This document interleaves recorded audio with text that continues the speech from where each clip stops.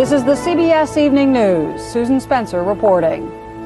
Good evening. This May Day was a bloody day in Poland, one of the most violent since the 1981 uprising.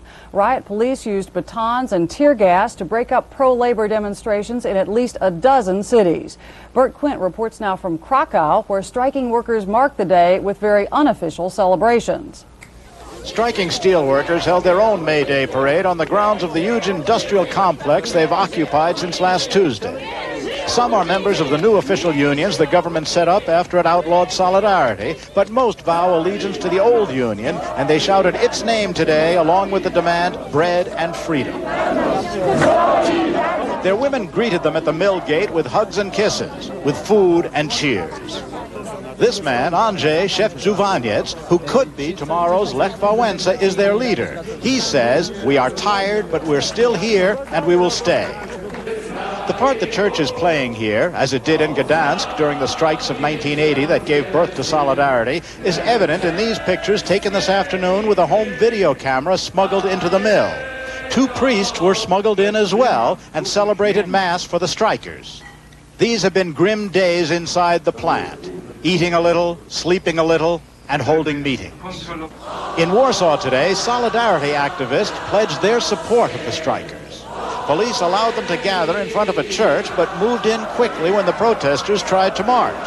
Both sides had urged restraint, but secret police in the crowd forced a conflict, grabbing demonstrators, women as well as men, beating them and dragging them into the ranks of uniformed officers. Some demonstrators fought back. One, an elderly man who it turned out could hardly walk without his cane. For the regime holding its celebration a few miles away, it was a bitter May Day. Here in the communist world, where the worker is supposed to be king, Polish authorities were threatening to put down the steel mill strike with force if the workers don't give in. Party chief Jaruzelski accused both Solidarity and some members of the economic establishment of blocking the path to Polish perestroika. The Polish leader vowed there'll be no return to the anarchy of the years of Solidarity and no turning back from reform. But the way things are beginning to look, it's a tough vow to keep. Bert Quint, CBS News, Warsaw. May Day in Moscow, by contrast, meant celebration. New faces in the crowd at Red Square and some decidedly new speeches. Barry Peterson explains. It was pomp and circumstance, and the real message was the one that wasn't on the floats and posters. No anti-American diatribe. Nothing that might upset the superpower summit in Moscow later this month. And there was something not seen since the invasion of Afghanistan, an American ambassador. The peace treaty has ended that diplomatic protest. Mikhail Gorbachev led in the members of the Politburo, leaving it to his wife Raisa to work the crowd of top-ranked Soviet dignitaries and show off her granddaughter. The parade focused on peace and perestroika, the economic restructuring which gets high priority from Soviet leadership, but not very high marks from the people it's supposed to be helping. Even by Soviet admission, this nation's economy continues to slip. The push for doing things in new ways is something many here don't like. It's very difficult for a working person to change. We're used to working with direction. Now we have to think. And for this country's millions, the promise of a better life remains unfulfilled. This is still a land of shortages, where a man with a basket of fresh tomatoes quickly collects a crowd on the street, where getting the most basic needs of life is still a matter of luck and lines. Barry Peterson, CBS News, Moscow. Moscow today accused Senate Democrats of trying to delay approval of the medium-range missile treaty. That charge is being made in Washington, too. More from Jacqueline Adams. When President Reagan arrives in Moscow 4 weeks from today, he wants to celebrate the final ratification of the INF treaty he and Mikhail Gorbachev signed last December. Floor debate in the Senate, however, doesn't begin until next week, and then, leaders say, only if a series of loose ends is resolved. The worst thing we could do for arms control is to rush this treaty to the point that we don't know what it means, we don't have clear understandings, and we have disputes with the Soviets after ratification. The issues are both technical and political. For example, the senators want to make sure the treaty bans all future medium-range missiles, which the Soviets say it does. But some arms control experts think the talk of delay is just a smokescreen to disguise the Democrats' main goal, adding a provision that would force a future president to get Senate approval before reinterpreting the treaty. What's happening now is a little bit of what you might call hardball. And the president knows that the Senate is in an awkward situation to be perceived as blocking a treaty for what the administration would argue is a small legalistic issue. The president's advisors believe the Democrats ultimately will cave in, and the Senate will ratify the INF treaty in time for the Moscow summit.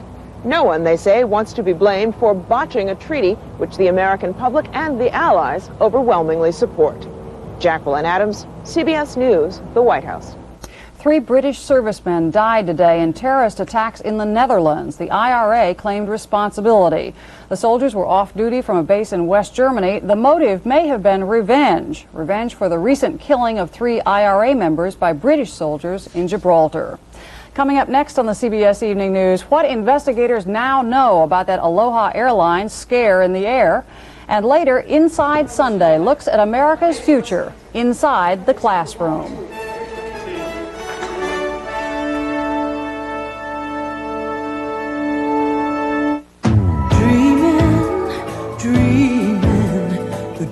Of America. Why do so many people choose GMAC financing to get the GM car or truck of their dreams? GMAC makes it easy. You do it all right at your GM dealers. And we make it easy on your budget with rates and terms to fit your needs. Don't just dream about a new GM car or truck. See your GM dealer about GMAC financing. GMAC! Official sponsor of America's Dreams. My wife, every night she disappears into the bathroom. Who knows what's going on? But whatever it is, it makes her feel really good. See? Clean away stains and freshen dentures with Efferdent every night. Hemorrhoids. They hurt, burn, and swell. And more doctors recommend Anusol to relieve the hurting than all other hemorrhoid medicines combined. Anusol is the word to remember for relief. Where's Charlie? So how's your new lawnmower? Great. I've wanted a John Deere all my life. Out there first thing this morning. Done in no time. Where is he? I've had my John Deere rider for years. Never had a bit of trouble. Mine started this morning like the first day I got it, and it's 7 years old. So what's keeping Charlie? He doesn't have a John Deere, does he? Nothing runs like a deer. There were more inspections of America's fleet of Boeing 737s today as safety experts analyzed the miraculous survival of an Aloha Airlines flight. Jerry Bowen in Hawaii reports. Investigators said today that closer examination of the battered Aloha jet provides graphic evidence of the remarkable landing made by pilot Robert Schornsteimer.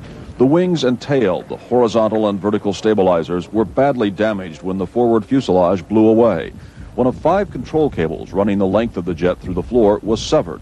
Planes, especially 19-year-old jets like this 737, just aren't made to fly that way, said the investigator. So you have no support from the floor beams themselves to give it rigidity or strength. So really what you have holding the airplane together is about 30% of the circumference of that hull. In the initial moments of the harrowing flight, people in the rear of the craft could see blue sky but little else. A stewardess tried to find out if anyone was actually flying the plane. Her first concern was as she looked forward, she could not see the flight crew. As she attempted to go forward, the onrush of air plus the buckling of the floor itself impeded her progress. Pilot Schornsteimer and co-pilot Mimi Tompkins, seen inspecting the craft minutes after the Thursday landing, communicated in sign language because of extreme wind noise as Flight 243 diverted to Maui. And it was a high-speed landing, 185 miles an hour, about 40 miles above normal, because the plane was so unstable at slower speeds. Meanwhile, this weekend, the FAA ordered inspection of potentially high-risk older model 737 jets continues. A total of 66 jets operated by Aloha, America West, American, and Piedmont Airlines. The Aloha accident dramatically underscores a fundamental concern of an industry using older equipment, what investigators here call the big picture issue. The question, what is the limit on the use of these older planes? This accident will bring a significant amount of attention to the aviation industry, on the problems of the aging fleet. This simply says that when we have an older airplane, the inspection and maintenance procedures have to be taken very carefully to an extreme as it gets older. Later today, investigators will inspect metal pieces discovered on land that may have come from the aircraft, small pieces of evidence that could help them understand what happened. Jerry Bowen, CBS News, Kahului, Hawaii. On the political front, both Michael Dukakis and Jesse Jackson campaigned today in Ohio, which, along with Indiana and the District of Columbia, will hold its primary this Tuesday. As Bill Whitaker reports, Dukakis is far ahead, but not with one group of voters that he will badly need. 2 Ohio polls out today show Michael Dukakis widening his lead over Jesse Jackson in Tuesday's primary by more than 2.5 to 1. He's worried about overconfidence. And my friends, I know there's a poll out today. Please ignore it. This is not over. It is very, very important that we do well on Tuesday. According to the polls, the governor from Massachusetts has built a coalition of white ethnics and labor voters, much as he did in New York and Pennsylvania.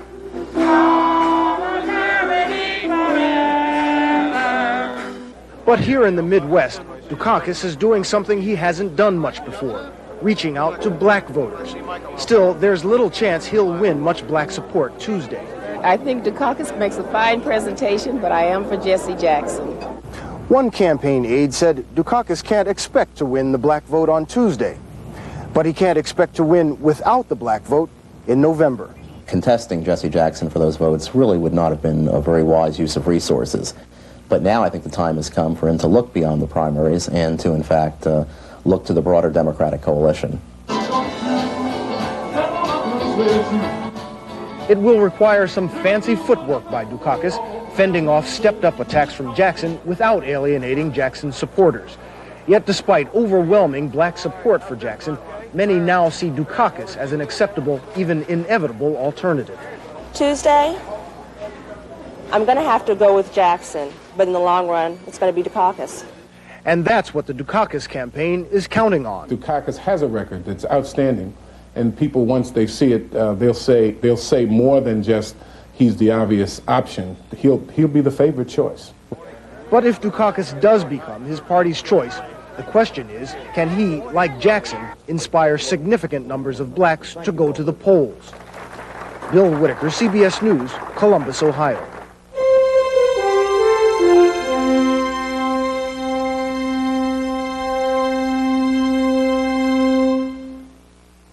Thanks, children. I'm the luckiest mother in the whole world. Hi, Molly. Uncle Merlin. Is this a tea party? Mm-hmm. For Mother's Day. And look what I got. Oh, an FTD preserve jar bouquet. Of course, I deserve it. I'm a good mother. Oh, your children must really love you to give you such pretty flowers. And this jam-jar and spoon. Perfect for a tea party. Molly, have you seen my Mother's Day bouquet? The preserve jar bouquet. Heartburn again. Yeah. You gonna sit there and suffer? You gonna take something? What do you have? Riopan Plus 2. It's double strength. I hope it works fast. How fast can you get to the medicine cabinet? In lab tests, Riopan Plus 2 starts neutralizing acid in 10 seconds, and 1 teaspoon neutralizes more acid than 2 teaspoons of regular Maalox or Mylanta. That's twice as strong. You look better. You want to go out for a banana split? You're kidding. Riopan Plus 2, the fast antacid. Imagine you were building a town. One company can supply you with almost any kind of truck to do almost any kind of job. That company is Ryder. We're more than yellow trucks. We help build towns, business by business, family by family, dream by dream. Ryder, we're there at every turn. What you don't know can't hurt you, they say. But in his new report, Education Secretary William Bennett says that what our children don't know, what they are not learning, is hurting all of us, keeping this country at risk. Tonight on Inside Sunday, American education. The #1 problem, a whopping 30% dropout rate. There are some solutions. Vicki Collins is going to college in the fall, and that surprises no one more than Vicki Collins. I wasn't going, but now I am. Vicky was on the verge of becoming just another Florida dropout in a county school system where dropping out used to be almost as common as staying in school. Up to 40% of the kids never finished. In the last 2 years, that has changed. Absenteeism is down, tardiness is down, morale is up, test scores are up, and dropout are very much down. Down from 40 to a remarkable 2%. The credit going largely to 200 computers and to a program that provides likely dropouts with both lessons and motivation to stay in school. There you go. Write it in. The terminals are almost like individual tutors. Each student can work at his own level. No one else has to know what level that is or how well anybody is doing. Some of the kids say that this is the only time that someone pays a special attention to them. They'll go in there to the computer knows their name. Do well and the computer congratulates. Do poorly and the computer adjusts. The program is designed to ensure success at least 70% of the time, so mistakes don't create a sense of failure. Antar Brown has brought his reading and math scores up more than 1 grade level in just 6 months. It's like more fun, you know, because it tell you when you're doing good work and things like that, make you feel good. It's a immediate feedback to them, and that's something that teachers can't always do, is immediately tell them they got every single problem right, and they're doing a great job. Job training money pays for the Escambia program in part, but it's cost over $800,000, far too expensive to expand to all the students who could use it. Still, considering how difficult the nation's dropout problem is, finding anything that seems to work at all has encouraged educators. And they're not the only ones. I feel pretty good because I can do it. Sometimes it's easier than doing work. I'd rather book or something. There is doing it, and then there is overdoing it. And critics charge the latter applies to testing in some schools, where the very goal of teaching is coming into question. Frank Courier reports on students passing tests, but maybe passing up education. This is closing in on Charles Coleman of Minneapolis is a high school freshman. At 17, he should be a junior, but like thousands of other students, he failed a mandatory test of learning skills. You got to pass these tests before they graduate. And I tell myself I will do it if I really concentrate on doing it. More than ever, educators are turning to standardized tests, like the California Achievement or the Benchmark here in Minneapolis, to troubleshoot deficiencies in reading, writing, and math skills as early as kindergarten. But critics say the testing does little more than teach students how to take tests. In the end, they say, many still come out on the short end of learning basic skills. Because testing, it'll prove what you've learned, but they need to teach us more, a lot more than what we're learning now. Andrea Curtis was one of the lucky students who passed the benchmark tests. Charles and his classmates who failed must spend an hour each day in what's called an intervention class, where teachers prep them for the next test. So that means if we have -6 minus 4. Are teachers teaching to this test? Well, of course we are. The benchmark reading test is measuring certain skills that are necessary in being a good reader. Yes, we do have standards, and we are holding ourselves accountable, and we are reporting to the public. In fact, critics argue, schools will choose a standardized test and then develop a whole curriculum designed to prepare students to pass it. The test is narrow, and if the test only measures a limited range of skills, you end up with a curriculum that is very narrow and that only teaches a limited range of skills. For Charles Coleman, though, scoring well on his writing test is all that matters. A passing grade means he will graduate with the rest of his class his senior year. I want to get all I can for education, because by the time I probably get old, it'll probably be a little bit too late. You don't get really second chances on that. It's the lack of a second chance that worries many educators. Even with 100 million achievement tests given every year across the country, too many students are still graduating from high school lacking what one educator calls real-world competence. Frank Courier, CBS News, New York. That real world is desperate for competent help, and some businesses now are taking action to make sure it's available. Richard Roth reports on corporations investing in schools, students, and the country's future.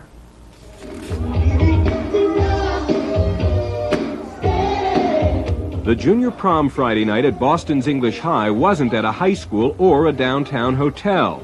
The dance floor was in the headquarters of the John Hancock Insurance Company. That's because Hancock and English High are partners in a citywide project called the Boston Compact, a $5 million a year program pairing public schools and private business, designed to benefit both. Its mission is to improve education in return for opportunity for students and graduates. Schools get direct financial aid, and students get special attention from volunteers like David Caterino, a Hancock employee who gives up some lunchtime to tutor. I'm a bass fella. You know, he helps me a lot in that. It's a diversion from just working with, in the business world. And I feel like I get a good sense of accomplishment from doing it. We need to be a part of making those decisions. But the Boston Compact isn't just about philanthropy or good feelings. The job fairs and tutoring are corporate investments, the practical-minded response of 400 Boston firms to a problem employers have found everywhere, a shrinking labor pool and high school graduates ill-prepared for the workplace. There were vocabulary problems, there were spelling problems, there were simple mathematical calculation problems that kids had who were graduating from public high schools. We'll make a 90-degree angle. So companies like Hancock decided to meet the problem head-on, adopting schools, encouraging new programs to teach some old subjects different ways, to keep up interest and attendance. Say you're doing incline press. You think about what angle you're at, how far you're going to press it up. And the idea has caught on. Aid to education nationwide, according to one business research group, is becoming the biggest form of corporate community involvement. Formal partnerships between businesses and schools modeled on the Boston Compact have already been established in 7 cities. At least 4 more will soon join the list. We have an opportunity to get everyone into the workforce if they can qualify for entry-level jobs. The objective is not to train young people to be clerks, but to teach them to think. Education is still the responsibility of the school and the students, not the corporation. But where the program is making progress, and English High is one example, both partners prosper. Have fun. You too. Take care. Richard Roth, CBS News, New York. If the cost of education is high, and it is, consider the cost of inadequate education. Economists say it puts the country at a disadvantage in an ever more competitive world market. And for the individual in this high-tech society, no training can mean no job. As one expert on the job market put it, giving up on education would be economic suicide.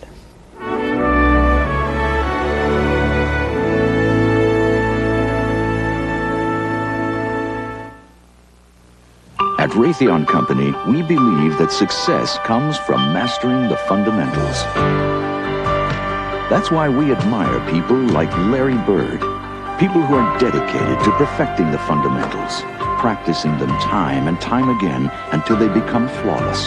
So whether it's in electronics, aviation, appliances, or industry services, Raytheon works hard on the fundamentals. Because at Raytheon, we believe quality starts with fundamentals.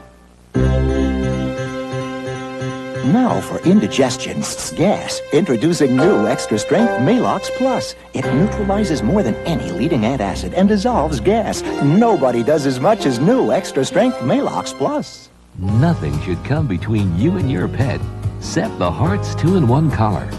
The collar that kills fleas and ticks for 5 months. Keeps them off your pet and out of your home. Go ahead, hug, snuggle, tickle him. The Hearts 2-in-1 collar lets you get close to your pet without getting close to fleas and ticks. If you want to hug a happier pet and have peace of mind, get the Hearts 2-in-1 collar. A grown man should not get a terrible headache from putting a toy together. I used to take aspirin or Tylenol, but today I take Advil. Advil gets rid of my headaches, and it's gentler to my stomach than aspirin. Advil, advanced medicine for pain. American heavyweight Mike Weaver fought this weekend in South Africa, and he was knocked out, giving the South African winner a rare chance for glory in a country where being an athlete is a losing proposition. Martha Teichner reports. An older fighter on his way down, Mike Weaver could justify bucking anti-apartheid pressure to come to South Africa, if for no other reason, the money. A rumored $250,000 for Saturday's fight, plus promotional fees, far more than he could get at home these days. It's not going to change nothing. It's not going to change the situation for South Africa by athletes not come over here. The chance to fight even a former world heavyweight champion like Weaver represents a real career boost for a South African boxer denied access to high-level international competition by sports sanctions. South Africa will go to any length to attract international competitors, particularly from the United States. In the end, though, sanctions busting often isn't worth it. Members of this Albuquerque gymnastics club, which includes representatives of the official U.S. gymnastics team, left South Africa abruptly and arrived home yesterday after their coach received death threats. Because I've got a lot of threatening phone calls, and the last one really got me pretty shook up. Despite such incidents, South Africa presses on. No other form of international anti-apartheid pressure has made South Africans angrier than the restrictions on their athletes. Well, I find as sportsmen, for something that they've got nothing to decide on. I think it's grossly unfair, because there is multiracial sport in this country. To a point, international pressure has forced the South African government to bend some apartheid laws so that black athletes like Marcel Winkler can train and compete alongside whites, even if she can't live alongside them. But not all black athletes are willing to wear the colors of the country that still discriminates against them, and they suffer for their sacrifice. Sean Fester clocks times that could beat some of the top 10 sprinters in the world. But because he won't take part in the government's version of multiracial athletics, even the track he runs on is inferior. But the sad truth is that until South Africa drastically changes its racial policies, no matter what his convictions, neither Sean Fester nor any other South African athlete, black or white, can ever go to the Olympics, can ever hope for world recognition. Sean, move as fast as you can. Right, move. Martha Teichner, CBS News, Johannesburg. That is the CBS Evening News. Dan Rather will be here tomorrow, and later tonight, Bill Plant with the CBS Sunday Night News. I'm Susan Spencer. I'll see you next week. Good night. Got a guy here wants to sell us a desktop publishing system? We already have one. Well, he says his is easy to learn. Not easier than ours. Claims that he can rig it to all our computers. We didn't have to rig ours. Says his makes great documents, fast. You mean like ours? He says his system makes sense for business.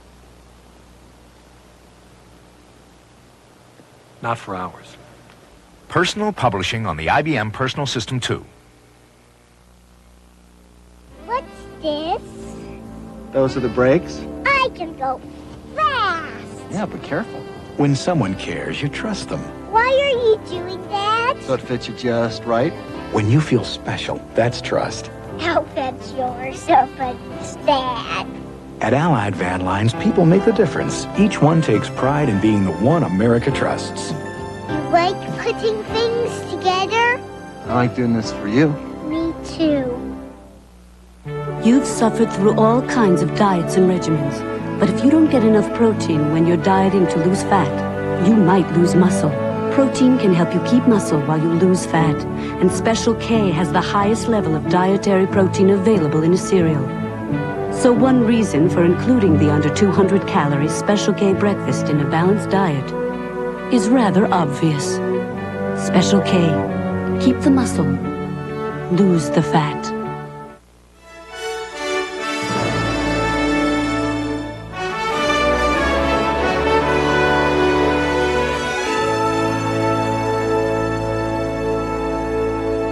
I'm Harry Smith. And I'm Kathleen Sullivan.